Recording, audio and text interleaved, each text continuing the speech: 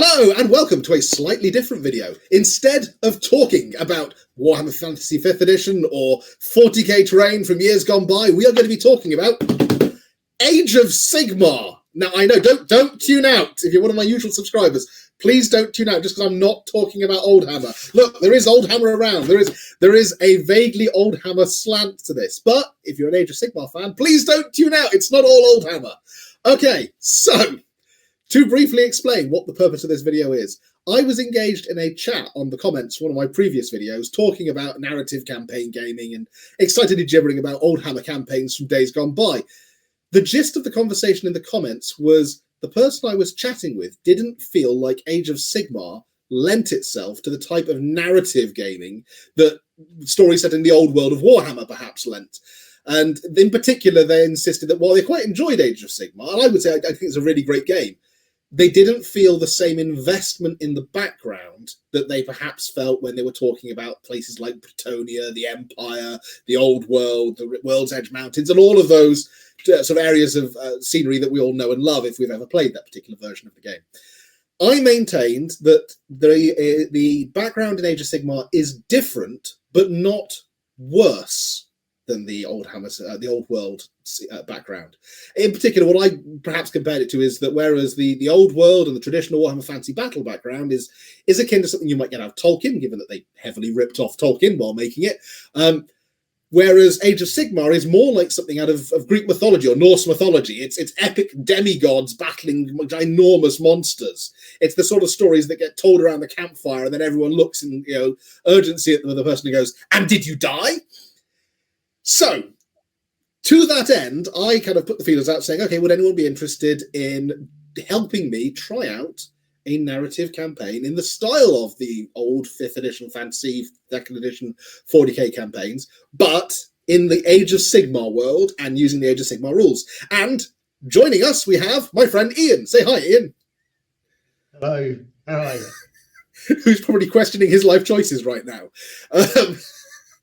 I asked if anyone would be up for this. Ian is an avid Age of Sigmar player. He's got a couple of really cool armies, which I will hopefully share some pictures of with you in due course.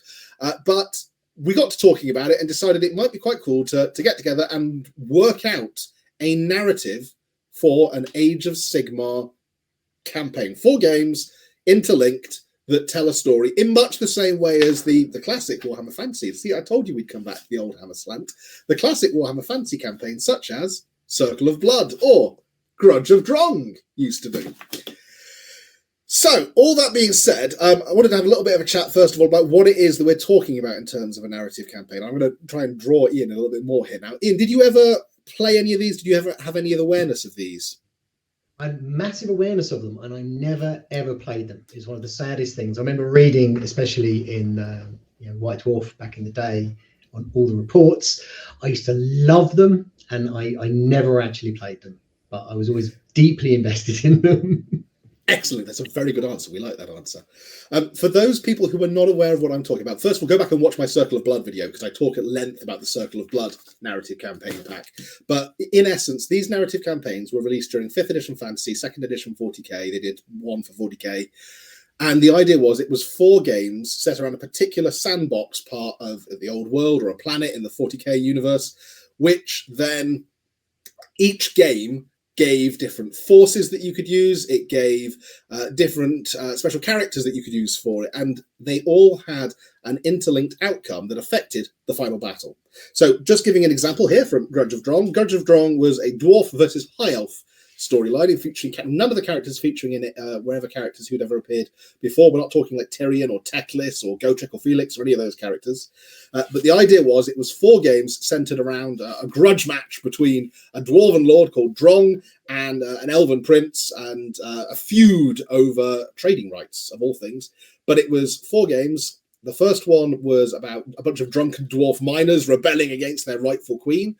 If the dwarves won that game, then they got war machines in the last game. But if they lost that game, they only got 1 war machine. Aha, you see the way we're talking about here.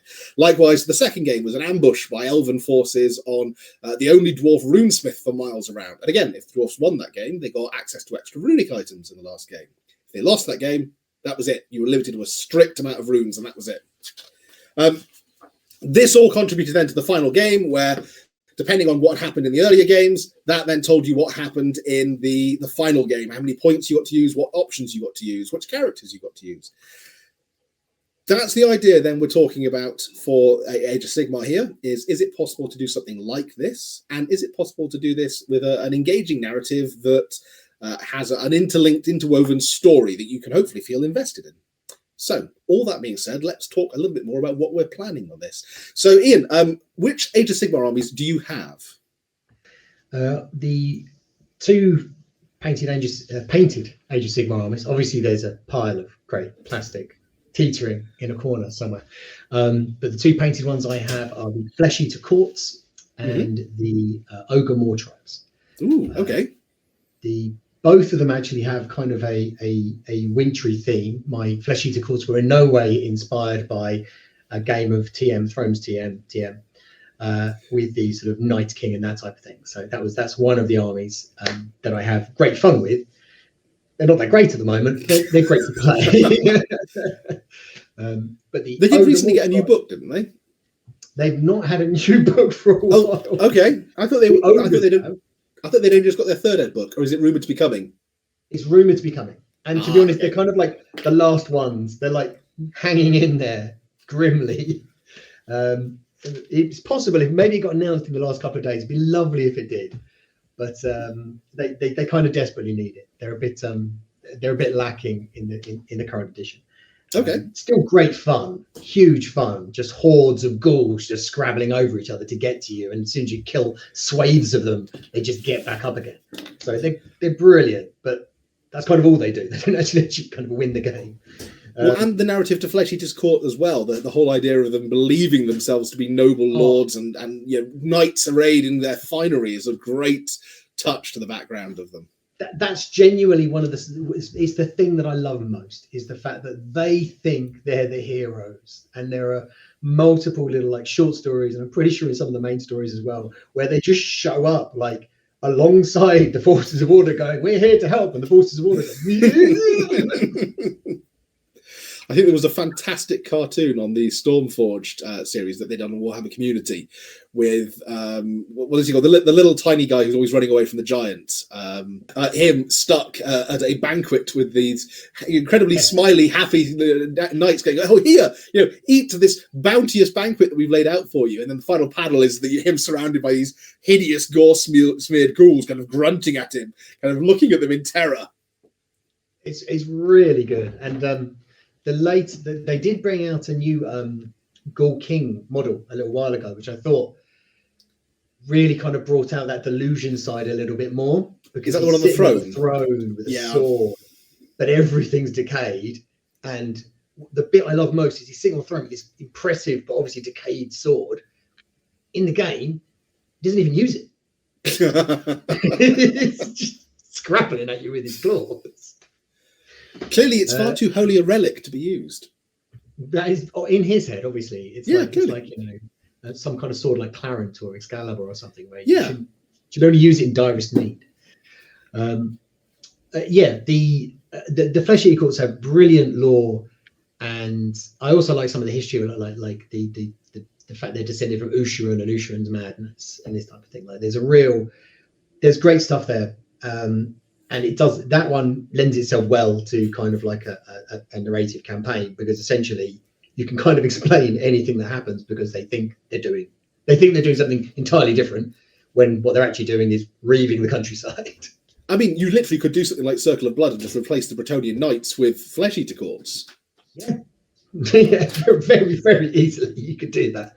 I think one of the things I was really interested in when we were initially having a little chat about it is the idea of the strong narrative thing and the strong narrative drive, inspired by previous editions, or previous games, I should say, probably, and Age of Sigmar's current system and current world.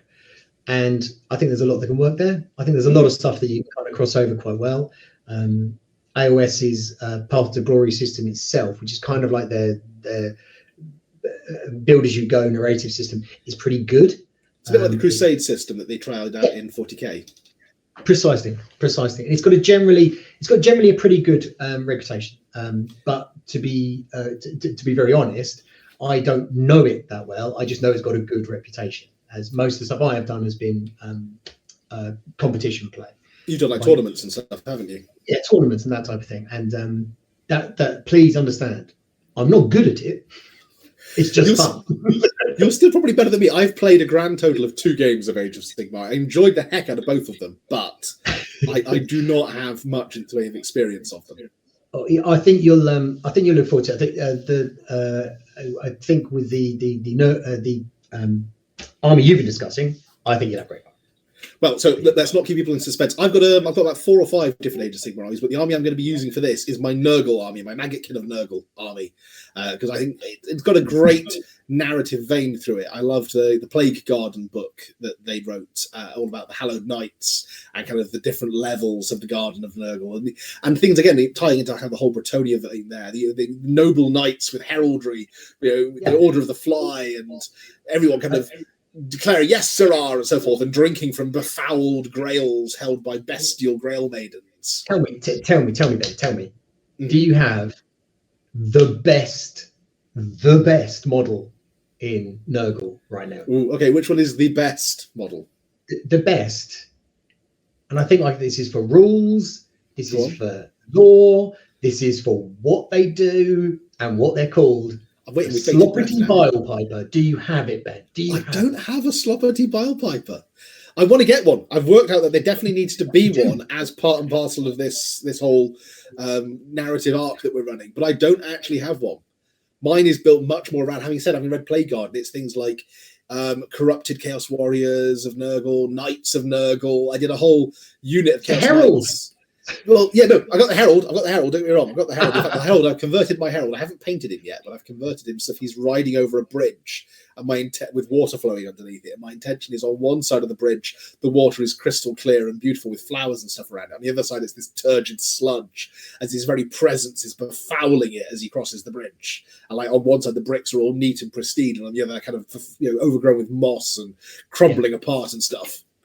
Yeah, but no, I've got like things like Chaos Knights I painted up using the salt weathering technique. So I painted them up all kind of like brass cornate knights and then covered them in salt and hairspray, doused them in varying differing levels of kind of verdigris green shades, washed the salt off, and it looks this wonderful kind of, I'll send you a picture, wonderful kind of weathered green decaying knights, which have gone from being the brass knights of Khorne to the knights verdigris of Nurgle, as they've given in to the worship of the grandfather. But okay, so yeah, I'm doing Nurgle, Maggotkin of Nurgle, because I think it's got a great narrative twist. I love the idea of kind of the Garden of Nurgle, and it's drowning in special characters, which would lend themselves very well, I think, to adding my own unique twist on them, not necessarily using the existing characters, but maybe using their rules and their tweaked version of their rules and models to make my own unique version.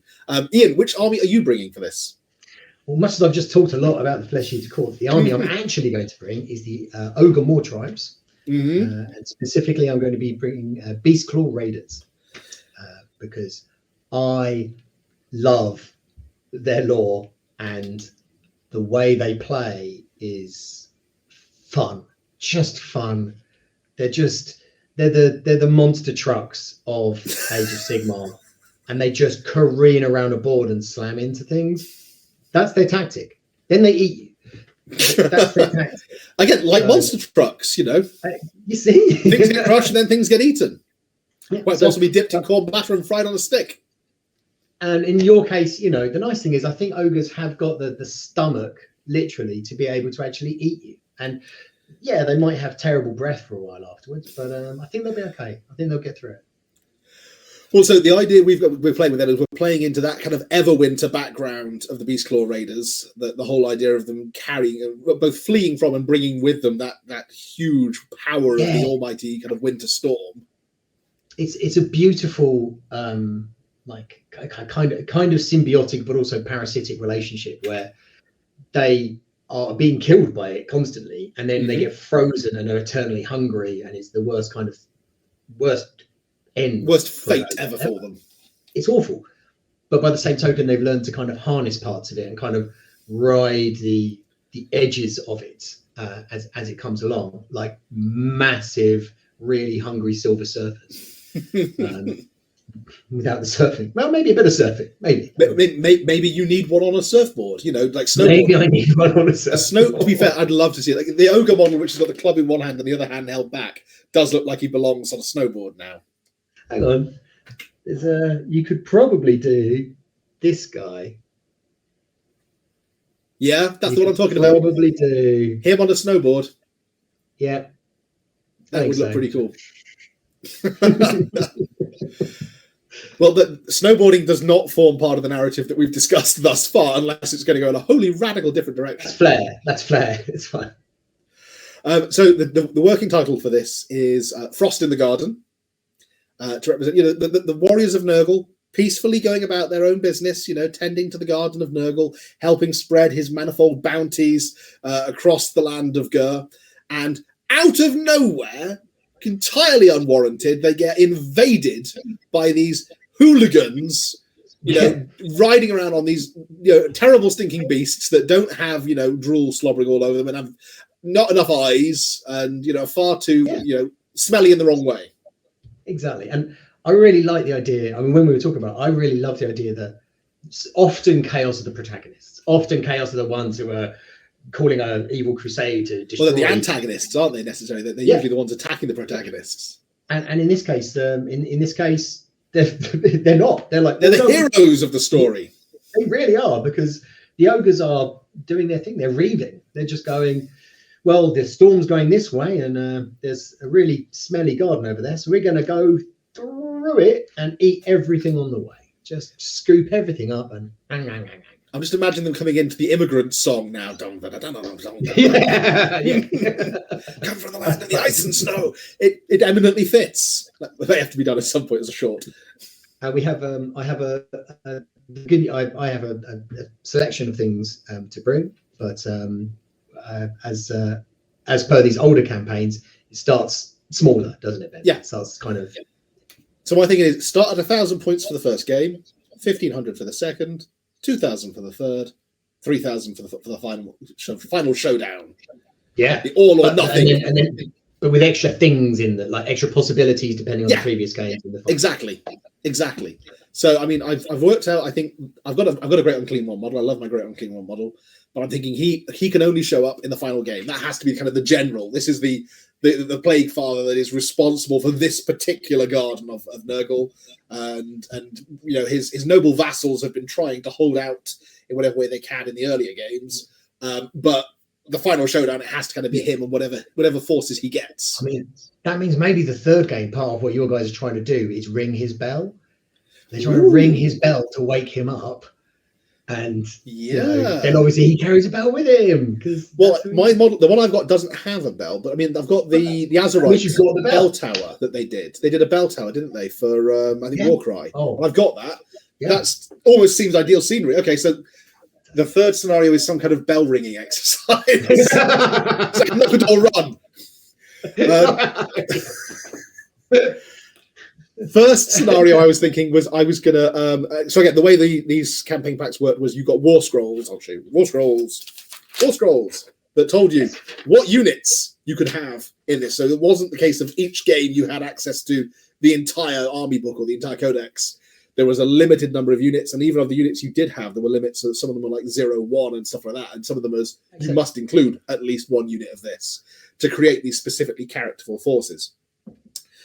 So the first game we've talked about, literally the Frost in the Garden first story, is about the initial sort of probing invasion of this garden.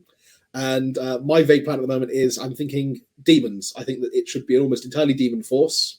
Kind of the common maybe like one mortal unit. Like you can have one mortal unit, 0 to 1 and Chaos Warriors, or one of the Rotmire Creed, the Nurgle cultists that they did for Warcry, maybe. They're quite good as well. So yeah.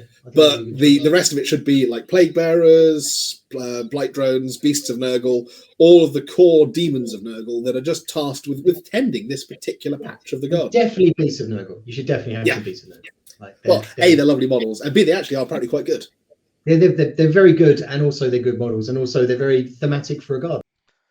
I had some slight connection problems here, but briefly what Ian is about to respond to is my suggestion that there be 3 feculent Gnarl on the board, and his ogres have to attack them in some way, or control them, or destroy all 3 of them in order to win the first scenario.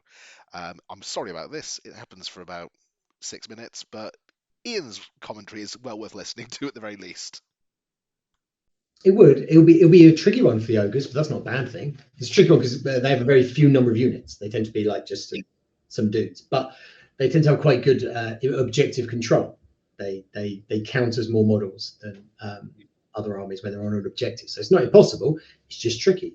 And there's a nice feel to that, where this is literally the first contact from Nurgle's perspective. His first contact for this garden by the Everwinter.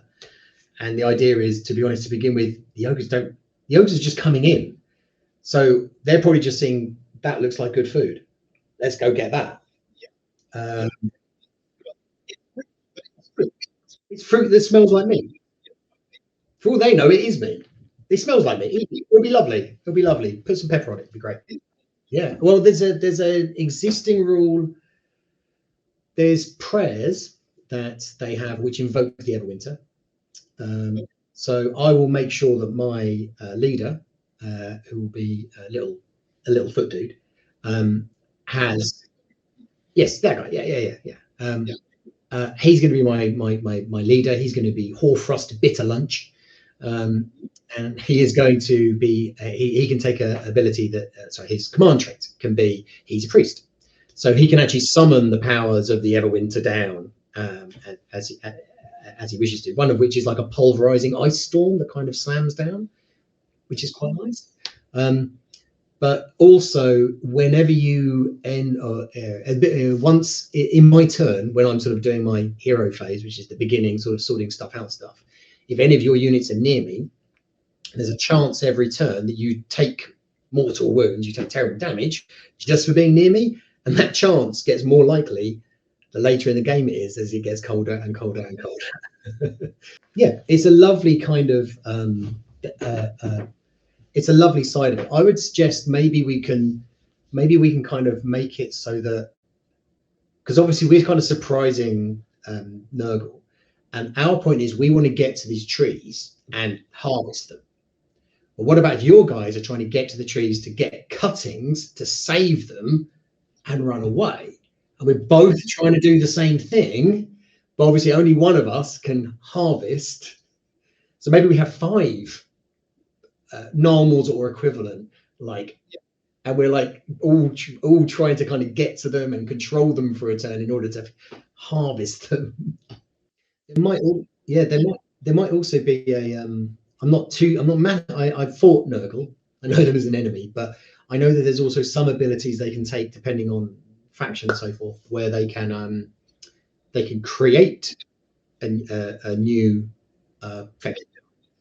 Yeah, they can generate a new tree as well. So that'd be something interesting, because if you ever decided to do it, you'd be like, well, I could do this and create it, but then I've got to protect it. Do I want to create it? Oh, maybe it's about how many trees are left. There we go. That seems nice. And you've got like a lovely idea of your Horticulus having like a harvesting ability, or take a cutting ability, and depending on, it could be like, I could bring along, for example, a butcher who's like particularly good at harvesting because that's his whole thing, but he's got to get there first. He's a really good harvester. I think we can definitely say that that's what it impinges. And then if we play like 4 games and realize, oh my word, if you don't have faking normals, you're in real trouble, we can go, okay, so they can have 2, because otherwise, we'll play this as we go along. My suggestion then for the second game is the idea of a Herald of Nurgle being sent off to collect reinforcements, essentially as a quest to gather allies. And this is what we then start talking about in a minute when I resume this conversation. They can take units from Beastmen, Clan Pestilence, and Mortal, Slaves to Darkness, in certain proportions within their Nurgle army. In fact, you can almost entirely do a Nurgle army without any Maggotkin of Nurgle models in, if you should so wish. 2 out of every 4 model units in your army can be a Slaves of Darkness. 1 out of every 4 can be a Beasts of Chaos army unit, and 1 out of every 4 can be a Clan Pestilence unit. So as long as you have at least 1 Maggotkin model to be your general, because you have to have a Maggotkin general, the rest of your army can be entirely non-Maggotkin of Nurgle. And I have quite a few different non-Maggotkin units because I was ages ago trying to replicate a force from a White Dwarf 206 or something, which was all about Beasts of Chaos and sort of Nurgle demons and Clan Pestilence led by Lord Skrolk, all teaming up to attack the Lizardmen. But I therefore have a goodly scattering of those units. And what I was thinking was this: a Harbinger of Nurgle, essentially functioning like a herald, riding out on his fly-bitten steed at the command of his lord and master to summon their allies, to gather, the noble warriors of the Slaves to Darkness and whatever beasts are willing to come to their aid, and calling in favours with Clan Pestilence, so that you get essentially an army that's composed entirely of non-Maggotkin of Nurgle units. You can have X numbers of Warriors of Chaos, X number of Clan Pestilence, X number of beasts. The general has to be the Harbinger of Nurgle, but the entirety of the rest of the army is non-Maggotkin for the second game. It could be entirely interesting. And I think part of what I love about it is you never see that type of thing, obviously, in tournaments. But also, you obviously massively narrative, but also it's going to be hard work for you, because these units won't. They won't have the same synergy. They won't have the disgustingly resilient that the Nurgle units get. Yeah. They won't get the same boons from the cycle of corruption that Nurgle units. No, it's a tricky one to do. And what I was thinking was, as a scenario, a breakthrough. So they are essentially trying to punch through the Beastclaw Raiders lines to get into kind of the garden to lend their assistance. Yeah. I think 1,500 points of that led, and essentially its victory conditions are contingent on the number of units. Like if say I've got 8 units, half of them have to get 4 off your board edge or something to count that they've broken through into the garden to win. Yeah, I like it. I mean, the nice thing is I think we can build in some nice little rules, because depending on the units and stuff, like for example, ogres are quite quick, which is good. That's going to be handy, especially when they're mounted on giant slathering tusk things. There's a few of them, and I think in this case, though, if we're talking about holding, I'll try and blend in some more of the foot troops at that point, which will be more classic kind of ogres, like what used to be ogre balls and iron guts and stuff. Yeah, they're now just the kind of classic ogres. I tend to kind of mod them from like the Blood Bowl players as well. Cool. There's not a massive selection. There hasn't been for a very long time. There's not a massive selection like foot ogres. Well, they came out in 6th edition. I mean, they've been around for quite a while by this, but like 20 years. So essentially, just modded the hell out of dudes, essentially. That's good. Give them a bit of a change, which means they're very mishmash of weapons going. It's fine. They've got these weapons. It's fine. It's definitely fine. But they oh, come on, my brain's gone completely blank now for the name of the core. I couldn't tell you what they're called either. But gluttons, okay. Ogre gluttons. So we'll make sure we have like a unit of ogre. There has to be like a 1+, at least minimum 1 unit of gluttons in there to be the core troops. Because they're and they'll be lovely. They'll be great fun because they're hilarious. They're ogres, live in their best day. But there's that idea that you're kind of almost like counter surprising them. Like they went and took the garden, and then you're coming smashing through. We're trying to force our way through. But what I might suggest or ask is maybe the ogres, however, have been able to set some traps. Ooh. Where it's just essentially, what I'm thinking is, otherwise, depending on obviously the play style and so forth, if you just go past me with a huge number of things, it'll probably be quite quick. Or like defensible positions almost, like they've been able to defensible positions. But also, I love the idea of, oh look, before the game, I can like go, okay, I'm going to write down on a piece of paper. We set it up, and I'm going to write down a piece of paper 2 places where my noblars have set up my traps, and they're like pit traps. And what happens is, if you happen to go over that area, I'll go, you have fallen into my trap, and it's like it doesn't do a lot of damage, but it stops the unit. You could have So you could have 6 tokens that are placed on the board, and 2 of those 6 tokens are traps. There you go. So we can see that something's happened, but we don't know which ones are actually like where the Noblars have laid little pits full of spikes and stuff. Toasting forks, primed and ready, kebab skewers. And I love the idea that mostly what it's doing is it's a stopper. It's another way to kind of slow your advance a little bit. But, well, I mean, interestingly, in the Grudge of Drong one, the second scenario, it's an ambush on the runesmith, but he's got a magic item that allows him to create a wall of fire for 1 turn, essentially. That means that units can't cross that wall of fire for a turn. So it is that kind of vibe, again, of being able to just stop the units for a turn. Speaking of which, then, in the second one, even if not the first, in the second one, I'll make sure I bring out a fire belly. Because okay. So would the fire belly maybe be the barbecue chef? They've decided they don't want to eat this raw; they want it barbecued. And got the kebab skewers lined up under the ground and everything. But so he could have him as the leading character for that one. That he's I'm happy to. Well, that's cool. It's one of those things. He'd be a terrible leading character from a general perspective. But if you're having a harbinger that can't order anyone, I'll have a butcher that has no synergy with anyone else. A harbinger, by all accounts, supposedly the harbinger is a terror model in 3rd edition because it does, unless they're going to do new rules for it when the new model gets released, it almost everything that it could do in 2nd edition apparently is now just part and parcel of the rules for the army anyway. So the harbinger does very little supposedly. I think I know that. And like you say, he won't be able to give orders to much of the force because they'll be deferring to their own leaders. They'll be deferring to any characters that from Clan Pestilence or from the Slaves to Darkness. The most of the fire belly normally does is kind of he casts like a spell every turn. It's pretty much it. He just kind of. Okay. Well, 3rd game then. Let's try and breathe fire on people, and he's a bit better at that now than he was. But he needs to be like here in order to do it. Well, given I'm going to be coming towards you as fast as I can to try and push past you, I mean, it may well be that I come nice and close in range anyway. But as soon as I see you, I'm going to countercharge you because the ogres ABC, mate. It's always ABC. I shall keep that in mind. I mean, I'm talking about taking things like Beastmen and Clan Pestilence, which are terrible units by all accounts. They're flimsy as all heck, but I'm sure it'll be good fun. Look, my thoughts again for the end result with that is, of course, if the allies can't break through, then they're not available to assist in the final game, or maybe they're limited to no more than like 1 of each, no more than 1 beast, 1 pestilence, and 1.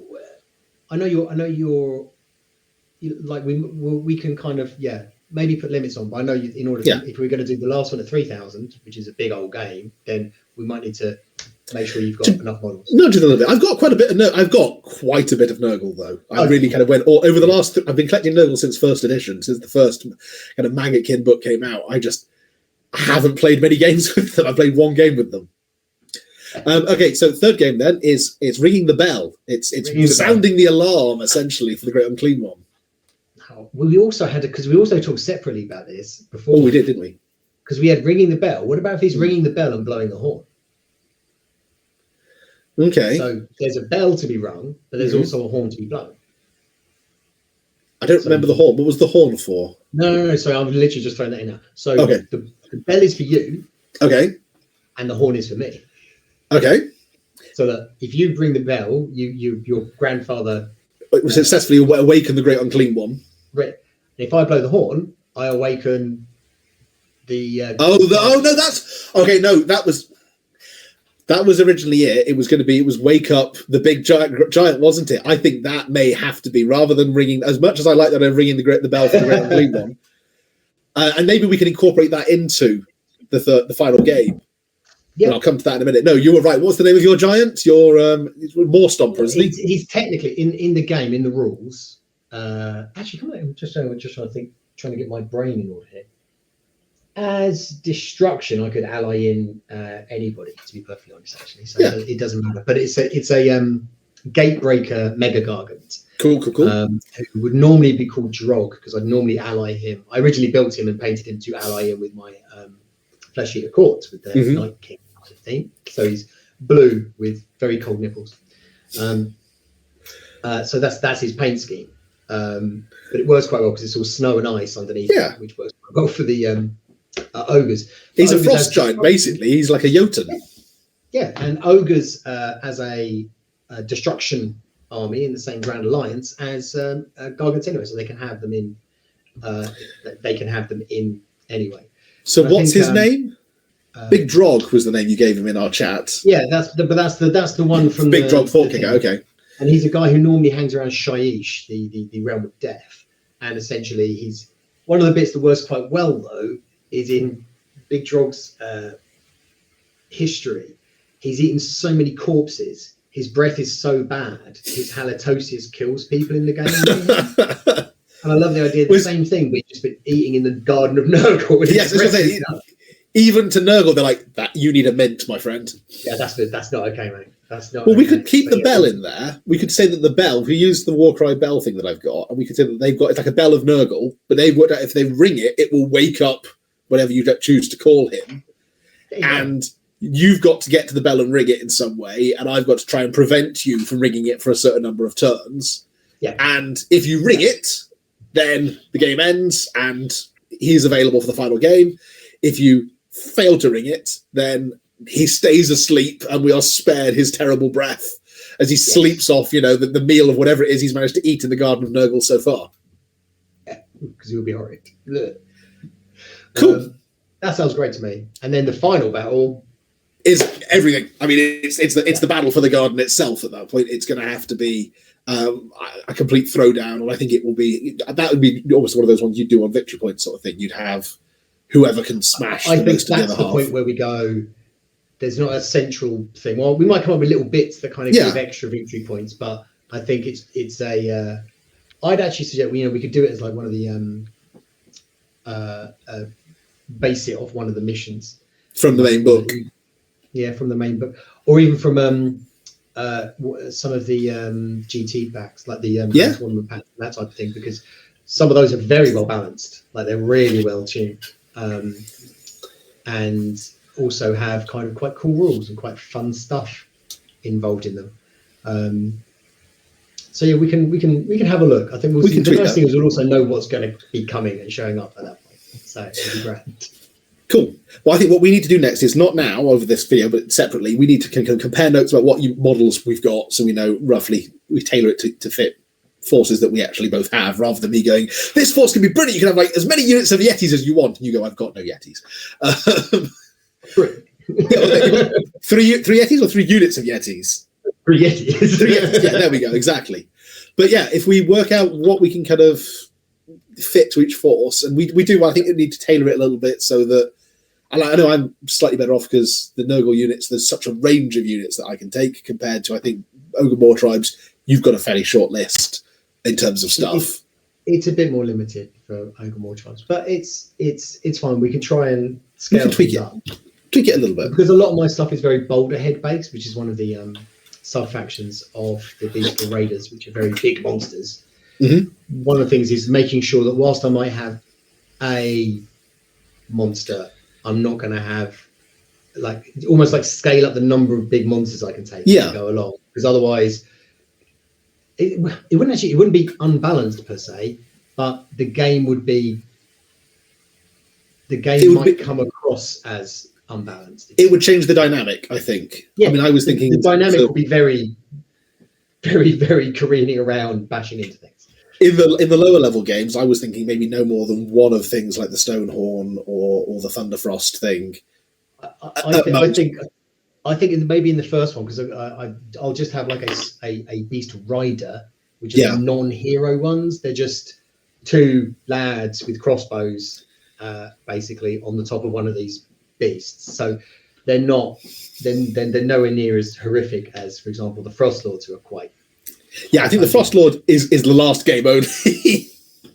The Frostlord is a fierce one. I might lobby for game 3, but I wouldn't want a Frostlord or Stonehorn is not for 1,000 or 1,500 point games. Cool. Really, I think not if we want to remain friends.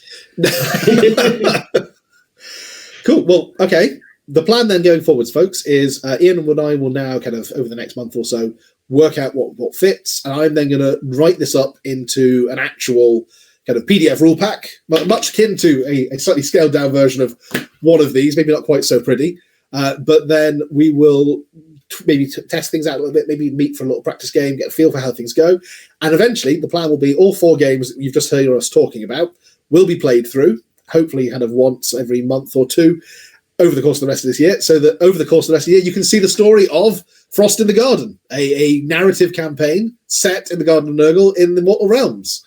And maybe what I'm thinking is, if it all comes together nicely, I'll try and make the rules pack available to anybody who wants it, maybe through some kind of membership thing or Patreon or something like that. Let me know in the comments below if you would be interested in something like that. Okay, well, thank you so much for joining me for this evening, Ian. I hope you've enjoyed chatting through this. It's been wonderful. Thank you very much. And we'll have to do some more of these again in the future about some other kind of aspects of this, because it's been a lot of fun. Sure, we can find more to go through. Cool. Okay, well, thanks for watching, everyone. Don't forget to click subscribe, click like if you enjoyed this, and let me know what you think down in the comments below. In the meantime, I will catch you next time. Bye for now.